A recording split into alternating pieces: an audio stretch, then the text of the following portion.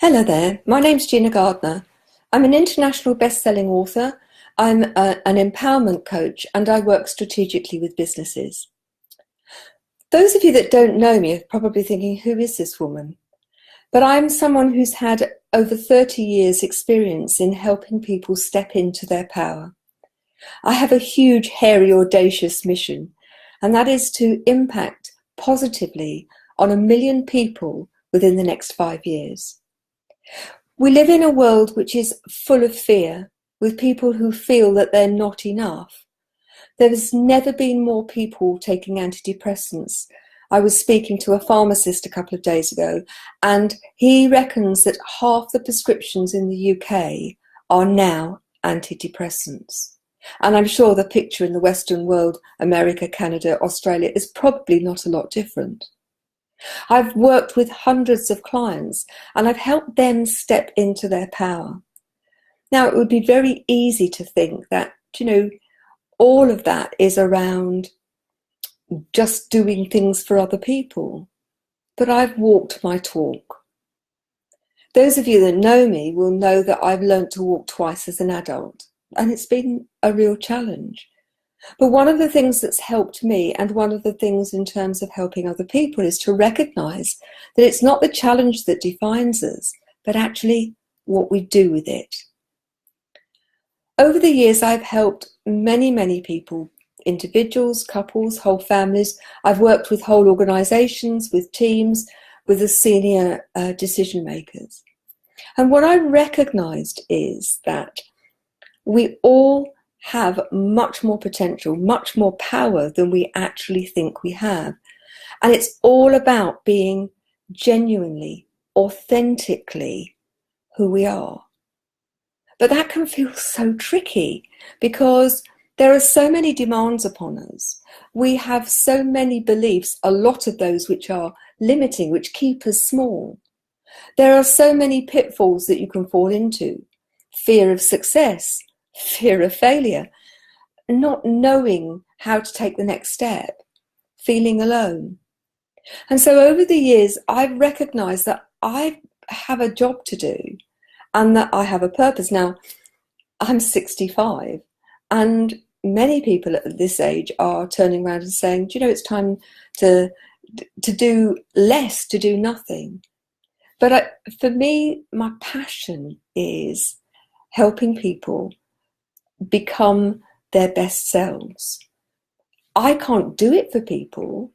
I am just the catalyst, and I help people recognize that actually some of their beliefs have not been helping. They've been holding them back, and do things differently.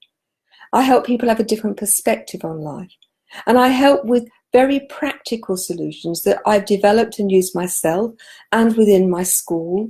And one of the gifts of being wheelchair bound was that I developed a really unique approach to the development of leadership. And ultimately, what we've all got to do is lead ourselves. And so I've made a commitment, and I've just come back from 3 weeks in the States. It's been an incredible journey. I have to say I've been so far out of my comfort zone, you wouldn't believe. But the purpose of the journey, the purpose of going to LA LA for most of the time, and then being on the road to do some TV interviews, was to create a 13-part TV program which uses the principles of my latest book, which is Thriving, Not Surviving, The 5 Secret Pathways. Actually, you can hear my cat complaining. While I was in LA, he went AWOL for 5.5 days and then was on house arrest until I came back. And I'm just a little bit nervous about letting him out this time of night, because he tends to come back at 3 or 4 o'clock in the morning. I digress. What I'm really interested in is helping people recognize that they're not broken, but actually with a little bit of support that they can be so much more, that they can actually stand up and feel confident in every area of their life. Now, lots of my clients are incredibly successful professionally, but actually don't feel great about themselves.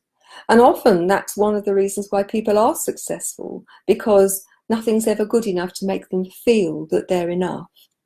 And so for me, a lot of what I do, the program that I offer, the coaching that I do, is about helping people absolutely recognize that they are enough, that they have the skills and the talents and the confidence to go forward. I'd like you to help me create this momentum which will help work against some of the forces that are going on in the world. If you watch the news, there is a sense that you are not able to make a difference, that there's nothing that you can do to change the war, the famine, the strife. But what I would say to you is each of us has the power to change our world. We have to start with us. The internal work is really important. The creating creating a sense that we matter to ourselves, that we've got the confidence to know who we are and to embrace who we are with all our wobbly bits and our foibles, because none of us is perfect, and yet we are just wonderful, perfect as we are. Now, does that mean that you can't get better? I don't think so. I think that there's always the opportunity to grow. And what I'm really interested in is helping people grow so they in turn can take their place in society to make it better, to live a more compassionate life, to live a life where we are not living in fear, that we don't live in a sense of lack, that things aren't possible. Because one of the things that really I've learned over the years, that if you focus on what you can't do, then you become very limited. If you focus on what you can do, then the possibilities are absolutely endless. And that was learnt the hard way. There were times when, coming out of hospital after a failed back spinal surgery, which over a period of years happened to me twice, that on both occasions I was wheelchair bound, and for many years. Now, when I came out of hospital, I needed a carer. I was back in my job as a school. I was the principal, head teacher of the school within 5 days. Now, you might say that's stupid. And certainly the consultant, when he told me 5 months later that I might like to start going back part-time, thought I was probably stupid. However, at home, I could watch daytime television, I could read a book, but I couldn't make a cup of coffee unless somebody had left the kettle and the mug down. I couldn't move myself easily around. I couldn't do very much. But I could get into school if somebody helped me into the taxi and then somebody helped me the other end. I could go into school and I could actually run my school very effectively because my head, my mouth and my hands worked. I could be me. I could get on and do what I loved and what was important and make a positive difference. So that was my choice. And for me, it was an absolute no-brainer. But what it taught me, without any doubt at all, is that we get what we focus on. If we focus on everything that's going wrong, and we focus on the fact we haven't got enough money, enough time, enough of anything, then that's our reality. But if we start to focus on those things that we can do, and those things that we can be grateful for, there's a real sea change in the way in which we feel about ourselves and the world. Now, I'm asking those of you that are listening to come and join the Genuinely You Facebook group. It's an open group, invite other people, where for the next 30 days, I'm going to provide a Facebook Live, and I'd really love you to help. And the way you can help is by asking questions, by raising issues, by perhaps offering or wanting to have some online coaching. And I'd be very happy to arrange that. The more we incorporate the things that you think are important, the more successful, the better it's going to be. And so you can do your bit. Now, I was talking to somebody only yesterday who said, well, I can't make a difference.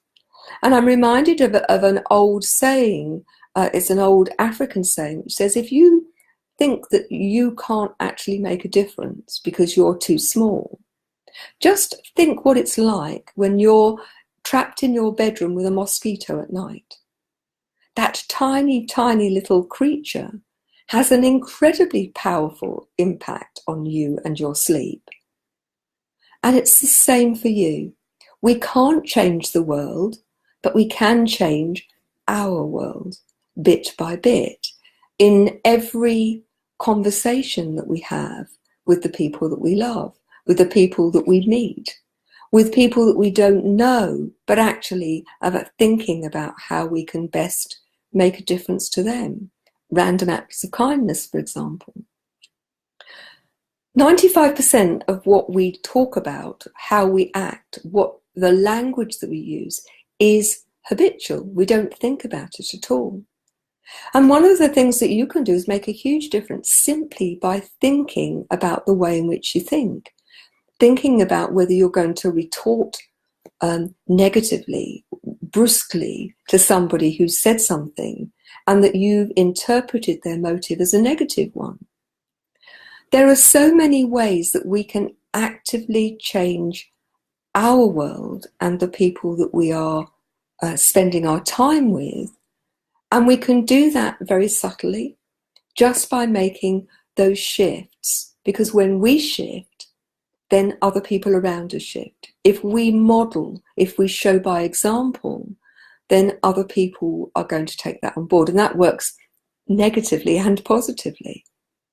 But for me, my hairy, audacious mission is to help people, particularly women, although not exclusively, to become aware that they are spiritual matriarchs. They are leaders within their family, leaders within their local community, leaders within the wider community. The Dalai Lama said, it is going to be the Western woman who will save the world. And if you listen to the news, we certainly need some saving. But I don't mean this in a posy way, aren't we wonderful, we're going to save the world.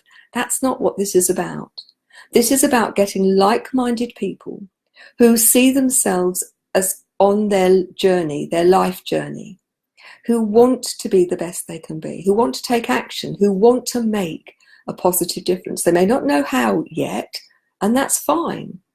They just know that what's important to them is that they leave their family, their friends, their community, this world in a better state than it is now. So, there are lots of ways you can help, and one of those is to particularly give me the themes that you are interested. Ask questions. What are the issues that are facing you that get in your way? Because just this week, if I think, it's Friday, if I think about the clients that I've worked with, the issues have been far-reaching. They've been things like managing overwhelm, feeling isolated and alone, feeling, that I'm going to be found out because actually I'm putting on an act. Everybody thinks I'm really good and thinks I'm confident, but actually deep down, I really don't feel that way. And I feel at some point somebody is going to find me out. For somebody else, it was, I've got to go and do a public speaking engagement and I'm terrified. How can I manage that? Or people who I've worked with this week who've had a problem with a relationship. And the basis of that problem with the relationship is actually that they don't love and appreciate who they are. So they put up with people treating them badly. So many things look as if they're different themes. But in reality, it's the same stuff. Because if you believe in who you are, and I'm not talking about being arrogant, not at all, because we all have flaws. That's what makes us human. But if we actually step into being the best version of who we are, and we see that we each have the opportunity to make a difference, and then choose to make that positive difference, little by little, person by person, we can change things. We can make things within yourself your relationships, your family, your community. Each thing like a stone being thrown into a pond and rippling out can make a difference. Now, you might ask, why am I doing it? Why aren't I putting my feet up and doing nothing? Well, it's because, first and foremost, I think this is incredibly important. But actually, when I watch people step into their power to become truly who they are in reality, when they take away this myth that they're not good enough, watching them do that gives me the most incredible joy and satisfaction and a sense of achievement. But it's not my achievement. All I've done is been the catalyst. And over the years, as a school teacher first, then as a head teacher, working with the children, their parents, the staff, working with people in the wider community. And then as I worked with the National College and the London Institute and worked with many other schools, and since then, since I've been out of education, formal education, and I've been working with individuals, for me, there are some key things. And at the heart of those key things is you've got to believe in you. Because if you don't believe in you, it's really hard to expect other people to believe in you. Everything starts with you. You're responsible for you. You're the common denominator that you take into your life every time. Now, do I get it right all the time? No, I certainly don't. And actually, the 3 weeks in America, going into the studio the first week, going on the road to do TV interviews, my goodness me, I was out of my comfort zone. I was very amused that, I had my own makeup artist. I mean, I don't wear a lot of makeup, but actually I came into the studio every day looking like a hard-boiled egg with bags under my eyes. And so they would paint all of that out and they would create a face and put on false eyelashes. That what people will see is the persona of me and not the me that's underneath all that makeup. And that's one of the reasons why I thought it was so important to share a bit of me, to let you know that, when I'm training, when I'm coaching, I'm very confident it's what I do. I know what I'm doing and I've done it for many, many years. But actually, there are times when I feel incredibly vulnerable. There are times when I feel that life is an incredible challenge, and I've met all sorts of challenges in my life. LA was brilliant. The first 2 weeks I was with people. The last week I was staying in a hotel on my own. That's when, I still use a wheelchair, although I can walk. That's when I felt incredibly vulnerable. I had to find my own way. I had to do things by myself. And that's really uncomfortable. But that's my journey. You will have things which make you uncomfortable, make you think things are a challenge. And I believe that together we can find ways to make things feel less challenging, to make things feel more elegant, more possible. And the Genuinely You group is designed to help people, to support people in their journey. And, like so many Facebook things, you can actually join it and do nothing. Will it make a difference? Not at all. You'll just have another group. But if what you choose to do is to engage, to comment, to ask questions, to raise issues, then it can become so much more interactive. And I can start to provide you with all of the help that it's possible for me to give. I might not have all the answers. I don't purport to have all the answers. But I do know that now I've helped thousands of people feel great about themselves, feel more confident both personally and professionally, to deal with issues, to have better relationships. And, if you want proof of that, go onto the website, genuinely-you.com, and there's loads of testimonials. But actually, the proof of the pudding is if you would give me the privilege of allowing me to help you in any way that I can. And to do that, you've got to be prepared to share. To start with, you can do it in a very safe way. Ask a question. I will answer, and it doesn't need to be attached to you. If you want to private message me, that's great. But if you're prepared to have some online coaching, live coaching, one of the things that I think would be really important to help people recognize how coaching can make such a profound difference and actually can do it fairly quickly, then if you're up for the challenge, then I'm up to help you. So what I'm asking you to do is to go and join the Facebook group, Genuinely-You, and to join it, and to within that or within this, put a comment after the show, or the Facebook Live, call it what I've got used to calling it a show in America, so I must have to stop doing that. And let me know what you think. I can notice there are 1 or 2 names that I actually recognize there.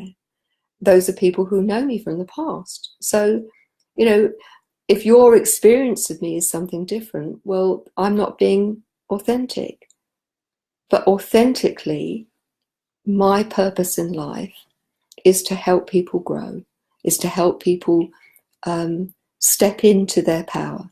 And in doing so, recognize that they have such untapped potential. I don't care how successful anybody is, there is the potential to be more. So my challenge is huge, 1 million people in 5 years. Are you going to help me?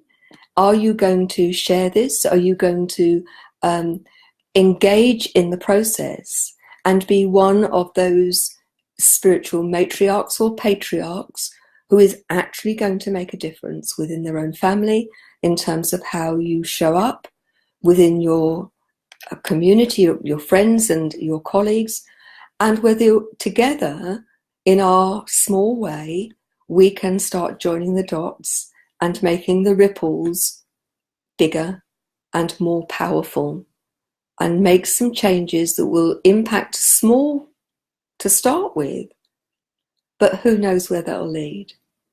So I'd love you to like the video when it goes up onto YouTube's. Please share it, and please do engage and let me know if there's ways that I can help, any themes that you'd like done. If you're interested in the free book, Thriving Not Surviving, the 5 Secret Portals, Pathways to Happiness, Success and Fulfillment, go to the website genuinely-you.com and you can have a free digital download. If you'd like to try out the Thrive Together tribe, and there'll be lots more about the Thrive Together tribe in later live Facebook lives, then you can try it for $1.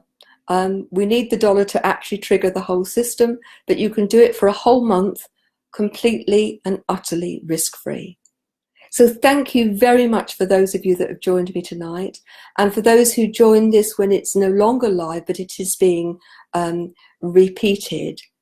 Love to hear from you, and tomorrow I'm hoping that what I'm going to be covering is a theme that one of you has shared with me. So thank you very much. Take care and have a lovely weekend.